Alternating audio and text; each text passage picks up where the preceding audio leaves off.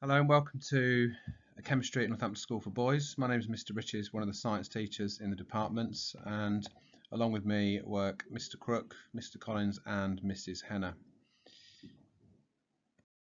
So why study A-level chemistry? Well, it may be that you've decided it's something you'd like to study because it's a subject you enjoy and that you're good at GCSE, which is a good reason, but just thinking a bit more widely as to why it's a good subject to pick in terms of your future. You can see in here it's a subject that offers you a wide range of skills. And thinking about post-18 options is certainly a course which will not exclude you from any options. So because of the range of skills it gives you, as you can see on the screen here with the research, analysis, numeracy, etc., it is something which has a broad range of skills and therefore universities like. Certainly at the bottom there, thinking about independent and teamwork. It's a fantastic subject for working independently, certainly on theory and private study, and sort of getting your head around some of the key concepts, but also team working, particularly with the practical skills side of the subject. There were lots and lots of practicals we would do, which in itself also demonstrates an ability to sort of think on your feet, problem solve, and also be dexterous. Careers wise, obviously medicine, dentistry, veterinary are subjects which a university will usually require you to have a degree, an A-level in chemistry. But biomedical science and many others I've already mentioned will also not necessarily require you to have it, but will certainly look for it as a preferred A-level to have. In terms of accessing the subject, we have set entry requirements. So we can see here grade 7 in chemistry. If that you're doing the triple science, so you're doing the separate sciences as GCSE. If you do double award science, then you'll be expected to achieve a minimum of grade 7-7.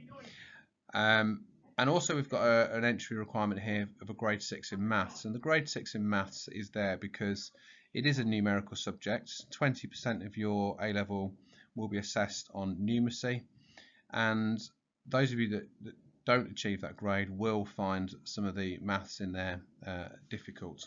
But I can assure you that if you achieve a grade 6, then you certainly are in a position where you will be able to work at the maths and be successful in the subject.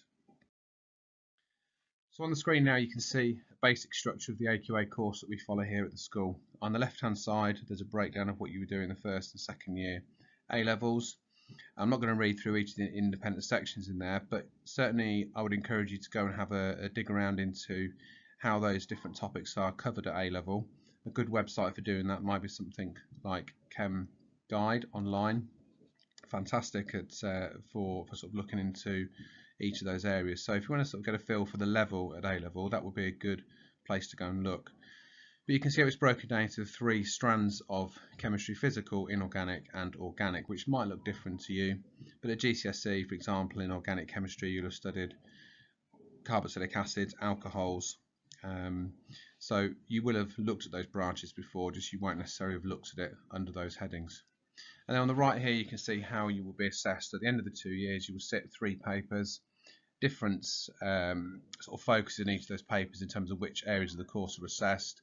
So the first 2 are broadly theory based, and then paper 3 is really focusing in on some of the practical skills, and within there a whole chunk of multi-choice questions, which might seem easy but tend to be some of the more difficult ones that you do.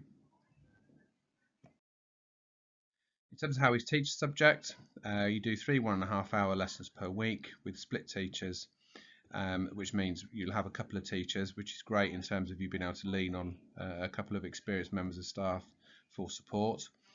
Practical and theory, it's difficult to put a number on how much is practical, how much is theory, but I would say on average you will have one of your 3 double lessons per week being practical. Some weeks it might be all practical, others none at all, but on average that's probably about the right figure.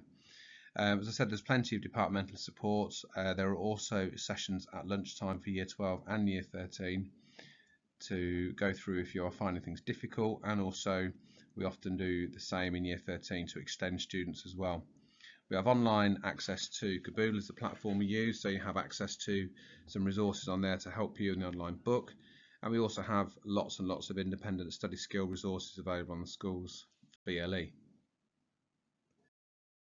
Finally, for career opportunities, a fantastic subject offering you access to a huge range of careers, and certainly something as an A level which, you know, if you're not 100% sure what you want to do, it's not going to restrict you. So I've put on here just a link to the Futures in Chemistry website from the Royal Society of Chemistry. I would encourage you strongly to go and have a look at this, look through some of the job profiles, but also if you look at the sections at the bottom there, what are my study options at school and what about after school? There are some great articles in there that will be far more informative than I can be in the time available on here. So I would strongly encourage you to go away and have a look at that.